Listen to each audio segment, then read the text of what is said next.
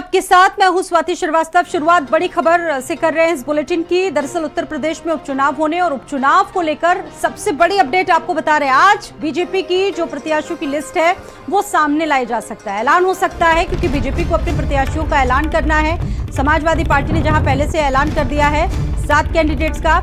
UP विधानसभा उपचुनाव में BJP प्रत्याशियों के नाम तय हो चुके हैं। प्रदेश कोर कमेटी को सारे नाम भेजे गए हैं और केंद्र की सहमति भी मिल गई है, यानी कि बस औपचारिक जो ऐलान है वो होना बाकी है। प्रत्येक सीट के लिए 3 नामों का जो पैनल है वो भेजा गया है। उनकी जो पूरी हिस्ट्री है, उनके काम है, उनको तमाम चीजों को भेजा गया है और आज इसका ऐलान हो सकता है, किसी भी वक्त आ सकता है प्रत्याशियों का नाम। यूपी उपचुनाव को लेकर बड़ी खबर है, क्योंकि इंतजार किया जा रहा था। नामांकन की प्रक्रिया शुरू हो चुकी है। समाजवादी पार्टी के जहां पर तमाम कैंडिडेट्स अपना नामांकन शुरू करवा चुके हैं, वहीं अभी तक बीजेपी की लिस्ट नहीं आई है और इंतजार लगातार किया जा रहा था बीजेपी की इस लिस्ट का। प्रदेश कोर कमेटी को नामों पर केंद्र की सहमति मिल चुकी है। बाकायदा 3-3 नामों का पैनल भेजा गया है। संदीप खेर इस खबर पर बातचीत करने के लिए मेरे साथ जुड़ चुके हैं। सीधा रुख करेंगे संदीप खेर का, लाइव जुड़े हुए मेरे साथ।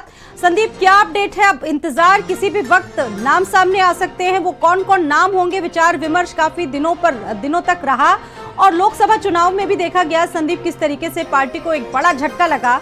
उन तमाम चीजों से उबरने की कोशिश इस चुनाव में बखूबी बीजेपी ने की। तो क्या अपडेट है अभी आपके पास संदीप इस खबर से जुड़ा हुआ? देखिए, उपचुनाव 9 सीटों पर हो रहा है। उसको लेकर समाजवादी पार्टी ने देखिए लगभग अपने सभी कैंडिडेट घोषित कर दिए। हालांकि 2 सीटों पर कांग्रेस को फैसला लेना है, वो चुनाव लड़ेगी या फिर वो समाजवादी पार्टी का साथ देगी।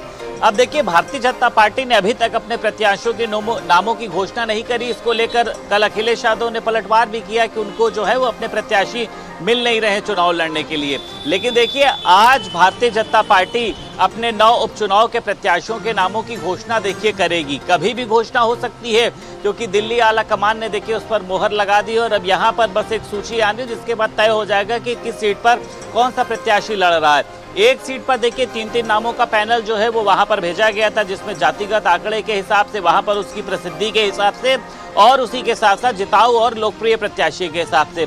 प्रत्याशियों के बारे में देखिए ये कहा जा रहा है कि इसमें जो भी प्रत्याशी होंगे, कहीं पर इसमें परिवारवाद की भूमिका नहीं होगी। जिस तरीके से भारतीय जनता पार्टी ने समाजवादी पार्टी के ऊपर आरोप लगाया था कि 5 सीटों पर परिवार के लोगों को उतार दिया गया है, तो ऐसा अंदर से जानकारी मिल रही है कि भारतीय जनता पार्टी के प्रत्याशियों में ऐसा कहीं से कुछ भी नहीं है कि कोई किसी परिवार का होगा। मतलब अलग तरीके से प्रत्याशियों को मौका दिया जाएगा, क्योंकि देखिए महज 2 दिन बचे हैं। आज 22 तारीख है, 23 और 25 तारीख को नामांकन होना है, तो प्रत्याशी को भी अपनी तैयारी करनी होगी, फॉर्म भरना होगा, तमाम तरीके से एक डाटा जो है वो उपलब्ध करना होगा। तो आज का दिन बहुत अहम है, जब जो 9 सीटों पर विधानसभा का उपचुनाव होना है, इसको लेकर जब भारतीय जनता पार्टी के प्रत्याशियों की लिस्ट होगी, तो ये देखना होगा कि किस आंकड़ों के हिसाब से भारतीय जनता पार्टी ने प्रत्याशियों का चयन किया है और अब भारतीय जनता पार्टी की रणनीति क्या होगी। क्योंकि लगातार ये देखा जा रहा है कि इन 9 सीटों पर समाजवादी पार्टी भी देखिए दम भर रही है। बहुजन समाज पार्टी की भी देखिए बात करी जाए, कल पीडीएम यानी पल्लवी पटेल की पार्टी ने भी 3 प्रत्याशियों को उतार दिया। तो ये देखना दिलचस्प है कि देखिए आज जो भारतीय जनता पार्टी, क्योंकि आज देखिए कोई दो राय नहीं है, आज ही भारतीय जनता पार्टी जो है वो 9 उपचुनाव के प्रत्याशियों के नामों की घोषणा करेगी और जिसके बाद ये कहा जा सकता है कि सभी प्रत्याशी भी देखिए नामांकन की तैयारी में लगेंगे। सबसे बड़ी बात यह है कि अपने जो सहयोगी दल है उनका सामंजस्य भी बनाए रखना, उनकी स्वीकृति को भी हासिल करना, ये बीजेपी के लिए बहुत जरूरी हो जाता है। क्योंकि पिछले चुनाव में देखा गया है कि कई बार अनदेखी हुई है, उसका खामियाजा भी उठाना पड़ा है कई दलों को। किसी भी दल की बात कर ली जाए, अब सवाल यह है कि सहयोगी दलों को किस तरह से टिकटों में बंटवारा होता है, उन पर क्या सहमति बनती है, ये देखना बहुत जरूरी होगा। क्योंकि निषाद तो पहले ही सार्वजनिक मंचों से कह चुके हैं नाराजगी की बात, तो आगे उनको लेकर या दूसरे दलों को लेकर क्या स्थिति बन सकती है? संदीप, इससे जुड़ी क्या अपडेट है फिलहाल? देखिए, बिल्कुल स्वाति, बहुत अच्छा आपने सवाल पूछा है कि सहयोगी दलों को आखिर इस चुनाव में क्या भूमिका देगी बीजेपी। तो ओम प्रकाश राजभर तो देखिए कहीं पर भी नहीं है, ना उन्होंने किसी तरीके की दावेदारी ठोकी है। अपना दल ने हालांकि दावेदारी ठोकी थी, लेकिन ये चर्चा सुनने में आई है कि उसको रिजेक्ट कर दिया गया। अब देखिए यहाँ पर जो है वो एक नाम बहुत ज्यादा चर्चा में है, संजय निषाद का। संजय निषाद दिल्ली में ही मौजूद हैं। लगातार जो प्रत्याशियों को चुनाव लड़ाए जाने की चर्चा चल रही है वो भी दिल्ली में देखिए साथ में मौजूद हैं। और ये बात सामने निकल कर आई है कि कल बीजेपी के आला कमान से, क्योंकि कल देखिए बैठक का दौर चला था, आला कमान से मुलाकात नहीं हो पाई और आज जो है संजय निषाद आला कमान से मुलाकात करेंगे।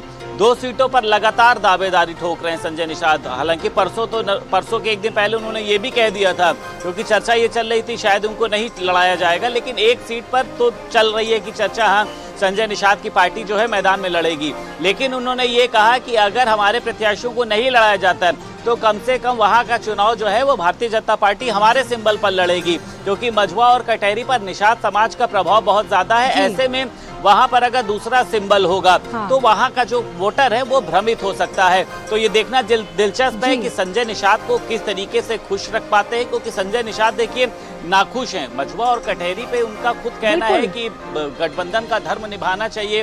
पहले भी हमको सीटें देते रहे हैं, जब हमको हारी हुई सीटों की जिम्मेदारी दी गई थी उसमें भी 9 सीटों पर हमने जो है वो भाजपा को जीत दिलाई थी।